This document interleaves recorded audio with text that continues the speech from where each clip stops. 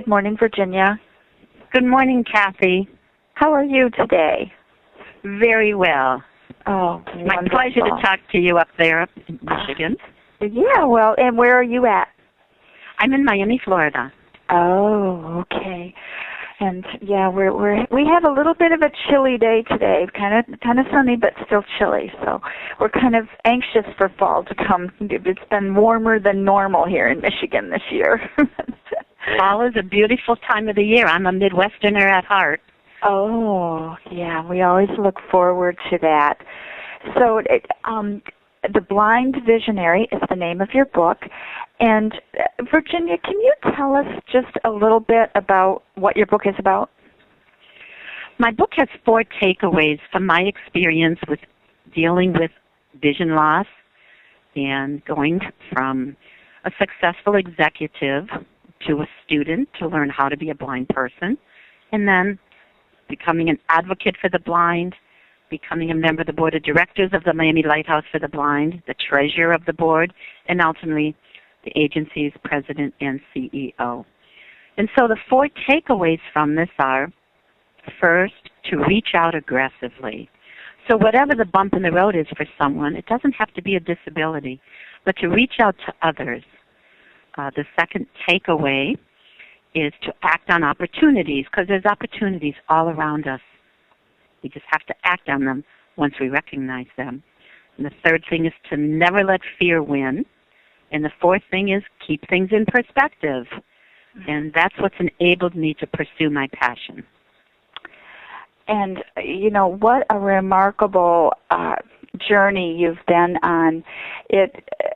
You hear people, and I am one of them. I have to admit, it would be so difficult, we all say, to lose our sight, because it's such an important part of your life. When you received that diagnosis, you received the diagnosis that you would definitely be losing your sight. That's correct? Yes. Okay. And, how did that immediately affect you? Because my vision loss was so gradual, and because we all tend to be very optimistic, at first I think one doesn't believe, not me, not me, I'm not going to go totally blind. Mm-hmm. But it's very gradual, and one can learn how to adjust. And the good news is that today digital technology is the biggest reason why the blind can do anything a sighted person does. And, I can use any Microsoft product. I'm just running another software product that with lots of keystroke commands, in essence, I ask the monitor, say the next word, say the next line, read all. And so if one gets all of those skills, being blind, of course, is frustrating.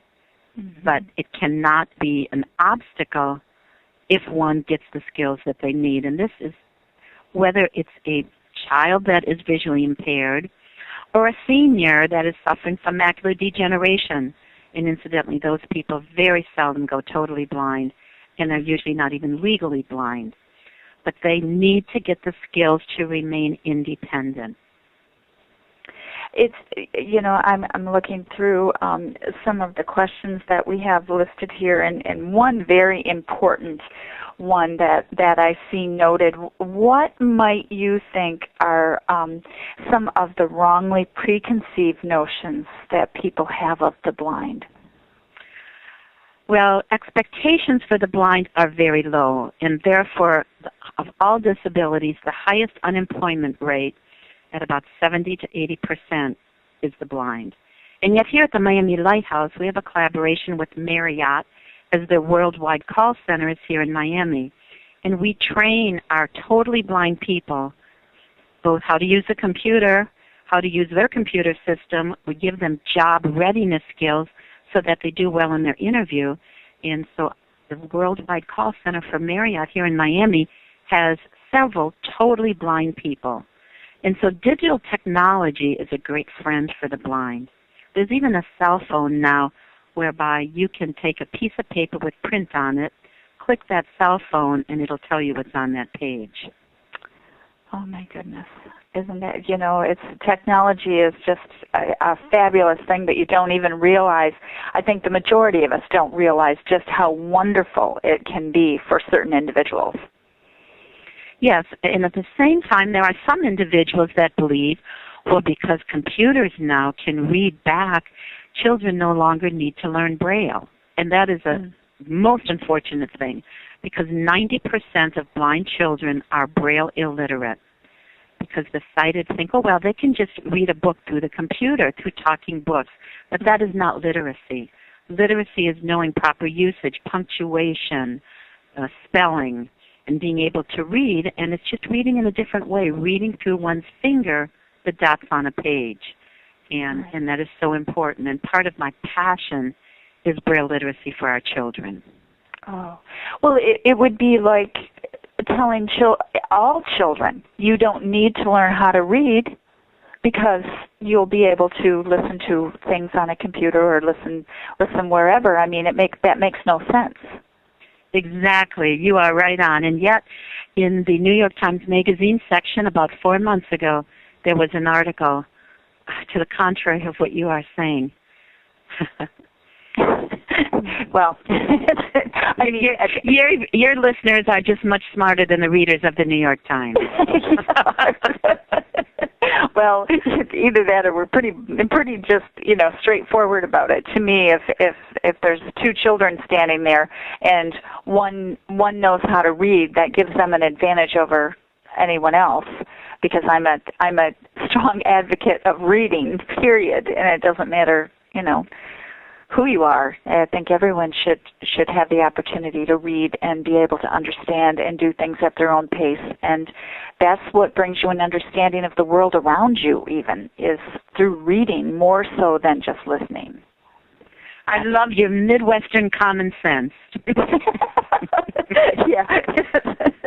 Well, it's just loving to read, I suppose. So that's an important thing. And now, because you were given this diagnosis late, it wasn't when you were a child. You were older, and how you had hopes and dreams and aspirations, and to have those change,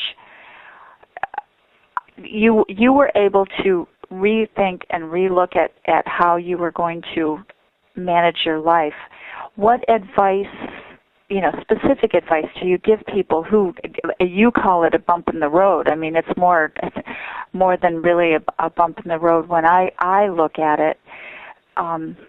It's, how do you keep your spirits up, and what do you folks at the Lighthouse tell people when they get a diagnosis? I don't want to be on the wrong side of the bump in the road. So the wrong side of the bump of the road is when you have fear and you're afraid to get over to the other side. And on the wrong side of the bump of the road, there's a lot of negative energy. And negative energy is a waste of time, and it's exhausting. And so one needs to just work hard, have the control of saying, I'm going to get to the other side of that bump in the road. And one can do that by reaching out aggressively to others, to seek the help that you need, and then to help others, and to act on opportunities. So for me, I saw relocating to the Miami Lighthouse for the Blind, which is an incredible, nationally recognized vision rehabilitation facility, that going there was an opportunity so that I could get all of my blindness skills, because I wanted to be the best blind person I could be. So within 3 months, I learned my Braille. I learned how to use a cane, how to get a guide dog, my independent living skills, something so simple as how do you thread a needle. Oh. And all those things. How do you put on your makeup? How do you put on your makeup? And that's what we teach here at the Miami Lighthouse for the Blind. But the book is not just for the blind. It's for anyone. If you're having a bad day with your children, if you're having a bad day with your spouse, it's those takeaways from the book are so useful. Mm-hmm.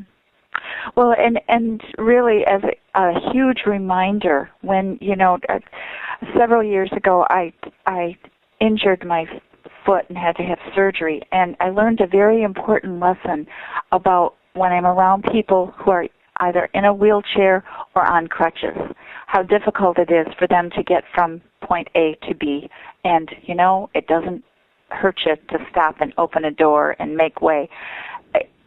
It never occurred to me because I'd never been in that position. And when I look at, someone who doesn't have all of their sight or who has lost all,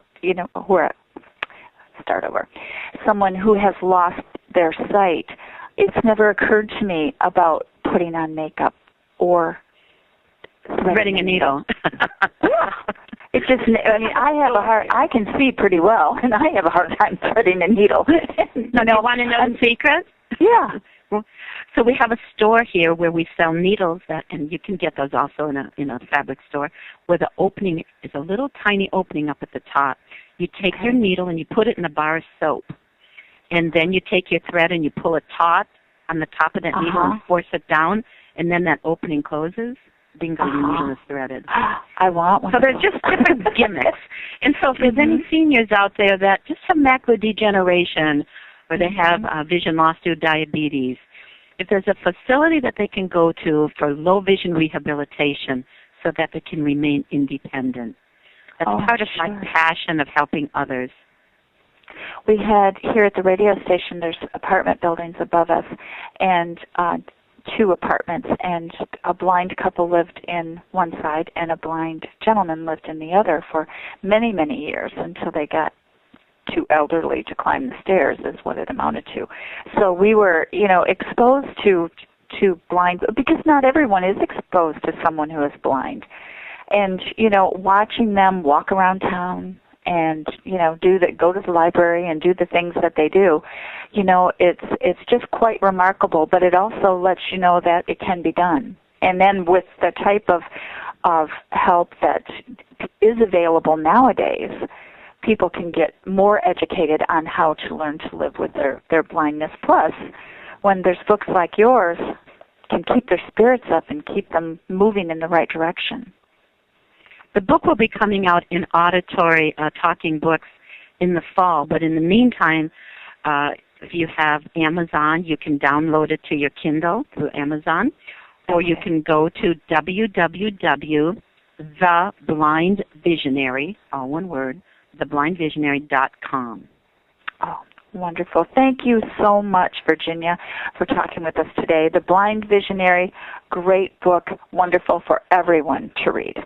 Thank you so much. Thank you for the interview.